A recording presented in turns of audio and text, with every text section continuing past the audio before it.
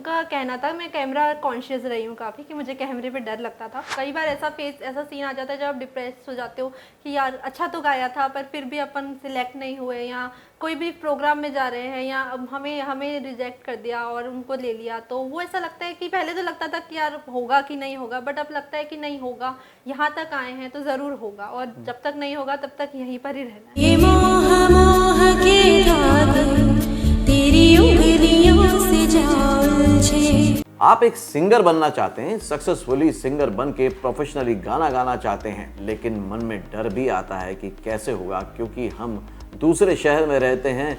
यहाँ से मुंबई जाना और फिल्म इंडस्ट्री में काम करना बहुत मुश्किल लगता है। ये सारी परेशानी सॉल्व हो सकती है, बहुत ही आसान तरीका बताऊंगा आपको 8 डेज बॉलीवुड करियर वर्कशॉप में। ज्वाइन करने के लिए अभी क्लिक करें। हेलो फ्रेंड्स, वेलकम टू फिल्मी फंडे, joinfilms.com। मैं हूं आपका अपना वीरेंद्र राठौर और आप देख रहे हैं बॉलीवुड का Google, join films YouTube channel. जो हुनर होता है, जो पैशन होता है, जुनून होता है, वो किसी का मोहताज नहीं होता। वो जब चाहे, जहां से चाहे, अगर हिम्मत ठान ले, मन की बात मान ले, तो वो वहीं से आगे बढ़ सकता है। ये बात साबित करती है। मेरे साथ एक सिंगर है, Mehak M Shaikh. Welcome to join films. Thank you sir. आप गाना गाती हैं, ये आपको तो पता था, लेकिन दुनिया को बताने की बारी जब आई तो नॉर्मली लोग सोचते हैं यार बॉलीवुड में सिंगिंग करेंगे या कोई मौका मिल जाए तब करेंगे। आपने अपना करियर खुद प्लान करना शुरू किया, तो ये कैसे सोचा और कैसे हुआ? एक्चुअली मैं गाती तो बचपन से ही थी, जब मैं छोटी थी तब से ही गाती थी। तो मेरी मदर और फादर को लगा कि गाती है, अच्छा गाती है, तो इसको ट्रेनिंग करना चाहिए, तो उन्होंने मुझे ट्रेन करवाया। मैंने म्यूज़िक में विशारत करी। देन क्लासिकल टच था, बॉलीवुड भी था, मेनली क्लासिकल भी गाती थी, बॉलीवुड से ज़्यादा इंस्पायर थी। लता मंगेशकर जी, श्रेया घोषाल जी को मैं गाती हूँ, सुनती हूँ, तो उनसे इंस्पायर रही। मैं बॉर्न हुई रतलाम मध्य प्रदेश में, not so big city, not so small, but average. तो वहाँ पर ट्रेनिंग ली, खैरागढ़ यूनिवर्सिटी से म्यूज़िकल करा। उसके बाद फादर मेरे इंडस्ट्री से बिलोंग करते थे, मतलब पहले उन्होंने एक्टिंग करी है यहाँ पर, देन किसी इशू वगैरह से वो वापस फैमिली में आ गए थे।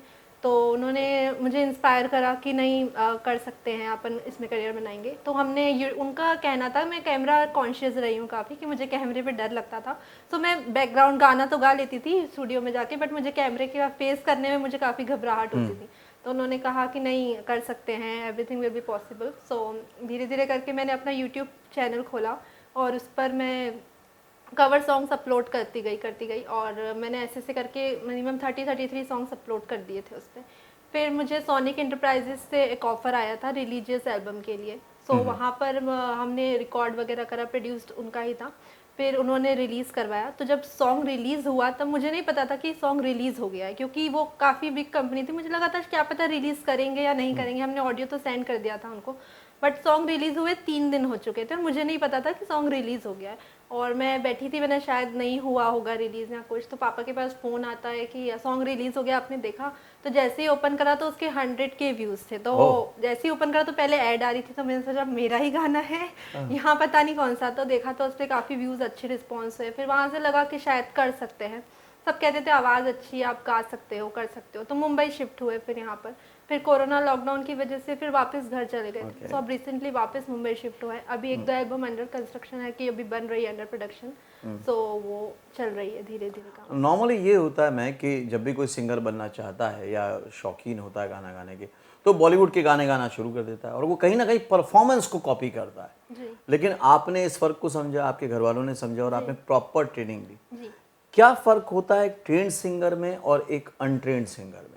ये तो बेसिकली ज़्यादा जो ऑडियंस सुनती है वो भी बता सकती है, बट मेरी मदर को ये था कि नहीं, फादर ने एक बार ये कह दिया था, नहीं गाती है, अच्छा गाती है तो गा लेगी, बट मम्मी का ये कहना था कि नहीं गा नहीं लेगी, इसको सिखाना पड़ेगा।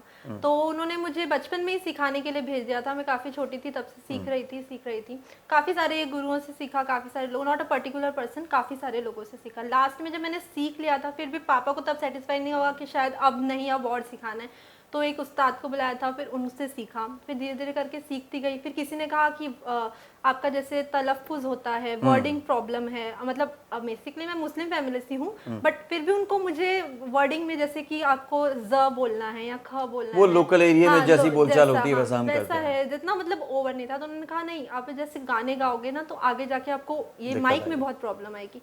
सो धीरे धीरे करके वो ओवरकम करा कि नहीं, ऐसा ना हो कि मतलब सिर्फ एक वर्ड की वजह से वॉइस रिजेक्ट हो जाए। सो वो ही करती गई और नॉन ट्रेंड और ट्रेंड में तो यही है कि वो शायद उनको कॉपी करते हैं तो वो कॉपी वर्जन रह जाता है, बट एक ट्रेंड रहता है तो वो अपना पहचान भी उसमें दिखाने की कोशिश ओरिजिनल सॉन्ग भी गा सकता राइट। है। जैसे अब मैं गाती हूँ लता मंगेशकर जी, श्रेया घोषाल जी, बट ऐसा नहीं है कि मैं आशा भोसले जी का गाना नहीं गा सकती, मैंने वो भी परफॉर्म करा है। तो मैंने गाए हैं डिफरेंट सिंगर्स के, इंग्लिश में, मराठी में, तेलुगु में और गुजराती में, मतलब अलग अलग जोन के मैंने गाने ट्राई करे ताकि मेरा और ज़्यादा।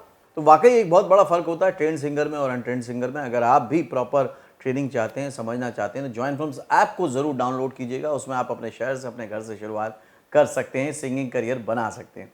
अब जब आपने वहाँ पे सीखा और जब यहाँ पे आके म्यूजिक डायरेक्टर ने आपको, कंपोजर ने बोला कि इसको ऐसा करिए, इसको, तो आसानी हुई, वो सीख का फ़ायदा हुआ?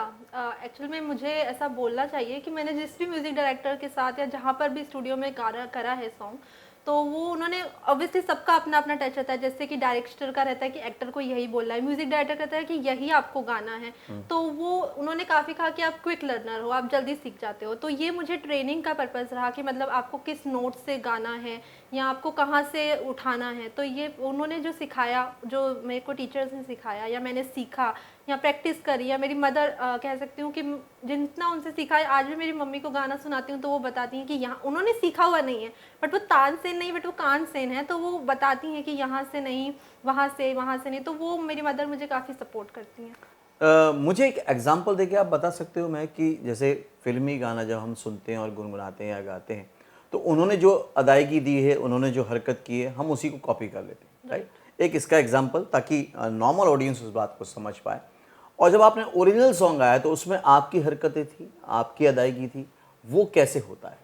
एक्चुअली जैसे अब गाना है लग जा गले, तो उन्होंने गाया लग जा गले नरना, तो एज इट इज सुना तो हमने गा लिया। अब मैंने कोई नया गाना गाया, उन्होंने कहा कि नहीं, आपको म्यूजिक डायरेक्टर ने कहा नहीं, आपको अपना टच देना है।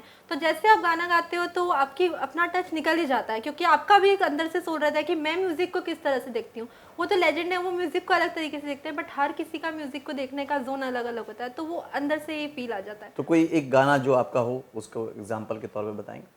जैसे कि मेरा गाना था जय हो हिंदुस्तान के ऊपर रिलीज़ हुआ था, तो वो बेसिकली 15 अगस्त और 26 जनवरी का था, तो वो काफ़ी हिट रहा था। और एक गणपति सॉन्ग था, तो वो भी हिट रहा था। तो जय हो हिंदुस्तान का ऐसा था कि वीर जवानों तुमको सबका दिल से प्रणाम, वीर जवानों तुमको सबका दिल से प्रणाम, हमें ऐसे लाल दिए हैं उन माओ का एहसान, हमें ऐसे लाल दिए हैं उन माओ का एहसान, जय हो हिंदुस्तान, जय हो हिंदुस्तान, मेरा देश महान, भारत देश महान।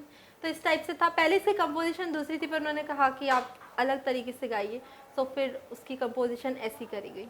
ओके, तो जब वो चेंज हुआ तो आपको अपना स्टाइल भी उसके हिसाब से उसके अडेप्ट हिसाब करना से पड़ा। ओके, अभी तक कितने ओरिजिनल वर्जन आपके आ चुके हैं? ओरिजिनल वर्जन मेरे 7-8 एल्बम आई हैं। उसके बाद 2 एल्बम है जो रिकॉर्ड नहीं हुआ है, बट म्यूजिक वगैरह उनका रेडी है, सो वो सून आपको देखने को मिलेंगे। ओके, अब आप पूरी तरह से मन बना चुकी हैं कि मुझे इसी में करियर बनाना है? जी, मुझे इसी में करियर बनाना है। बाय एजुकेशन मैं MBA कर चुकी हूँ और एजुकेशन वाइज कंप्लीट है। मेरा आगे शौक है पढ़ने का, मुझे पढ़ाई के ऊपर है कि मुझे PhD भी करनी है, बट वो मेरा एक अलग स्ट्रीम है। बट मुझे प्रोफेशनली इसमें ही करियर बनाना है और वॉइस मुझे इसमें ही बनानी है। और ऊपर वाले का रहा और आप सबका रहा तो ज़रूर शायद मेरी वॉइस आप तक और पहुँचेगी। बिल्कुल, आपकी गायकी भी पहुँची, आपकी आवाज़ भी पहुँची। लेकिन अब जब आप इस मुंबई नगरी में आई हैं, फिल्म इंडस्ट्री में आई हैं, प्लेबैक सिंगर बनने आई हैं, और यहाँ पर आपको तरह तरह के स्टार सिंगर दिखते होंगे, मिलते होंगे, और दिखता होगा कि वो भी कम तैयार नहीं है, तो डर ज़्यादा लगता है या चैलेंज फील होता है? नहीं, चैलेंज फील होता है। मैंने लोगों के इंटरव्यूज़ भी देखे हैं कि मतलब कई बार ऐसा सीन आ जाता है जब आप डिप्रेस हो जाते हो कि यार अच्छा तो गाया था पर फिर भी अपन सिलेक्ट नहीं हुए, या कोई भी प्रोग्राम में जा रहे हैं या हमें रिजेक्ट कर दिया और उनको ले लिया, तो वो ऐसा लगता है कि पहले तो लगता था कि यार होगा कि नहीं होगा, बट अब लगता है कि नहीं होगा, यहाँ तक आए हैं तो ज़रूर होगा, और जब तक नहीं होगा तब तक यहीं पर ही रहना है।